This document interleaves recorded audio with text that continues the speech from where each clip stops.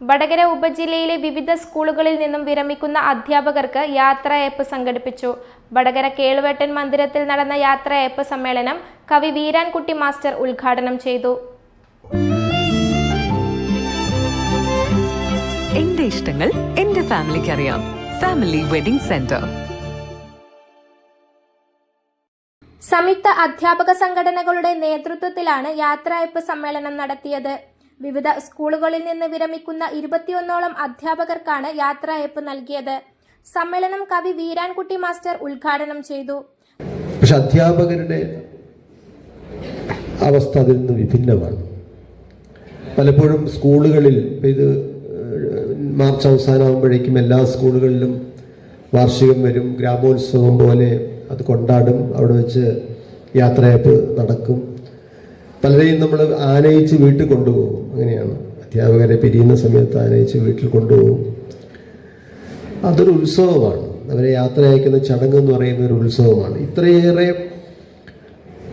ഇഷ്ടത്തോടെയും ഉത്സവ പ്രകർഷത്തോടെയും മറ്റേതെങ്കിലും ഒരു ഉദ്യോഗ വിഭാഗത്തിൽ നിന്ന് പിരിയുന്നവരെ യാത്ര അയക്കുന്നുണ്ടോ എന്ന സംശയമാണ് ഞാൻ ഉന്നയിച്ചത്. ഇല്ലെന്നാണ് എൻ്റെ വിശ്വാസം. അതിൻ്റെ പ്രധാനപ്പെട്ട കാരണം അധ്യാപകർ എന്ന് പറയുന്നത് ഒരു സമൂഹത്തിൽ എന്താണ് ചെയ്തുകൊണ്ടിരിക്കുന്നത്, അവരുടെ സേവനത്തിൻ്റെ മൂല്യം എന്താണ്, ഇതൊരിക്കലും ചെയ്യുന്ന അധ്യാപകർക്ക് അളക്കാൻ സാധിക്കുകയില്ല. അതളക്കാൻ പറ്റിയ ഏതെങ്കിലും തരത്തിലെ മാപിനികളും ലഭ്യമല്ല.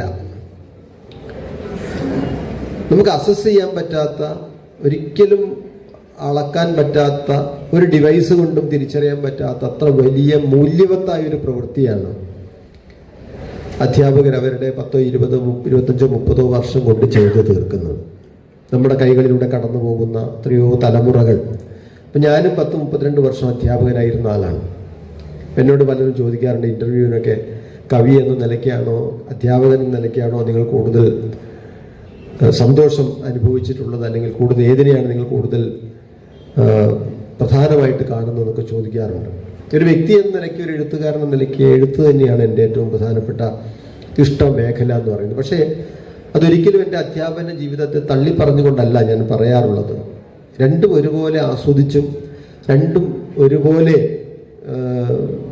അതിൻ്റെ മേഖലയിൽ ആത്മാർത്ഥതയോടെ പ്രവർത്തിക്കണമെന്ന് ആഗ്രഹിച്ചും കൊണ്ടാണ് ഞാൻ എൻ്റെ 3 പതിറ്റാണ്ട് കാലം ജീവിച്ചു പോയത്. വടകര നഗരസഭ വിദ്യാഭ്യാസ standing committee chairman Gopalakrishnan master ഉപഹാര സമർപ്പണം നടത്തി. AO VK സുനിൽ അധ്യക്ഷത വഹിച്ച ചടങ്ങിൽ Mithu Timothy, PP Manoj, Shiji VK, Sudheesh Valli, Haridas KK, Suneeth Backer, Rajeevan KM, Sunilkumar VP, Abdurahman UTK, Muhammad Yunus, Shijil TM എന്നിവർ സംസാരിച്ചു.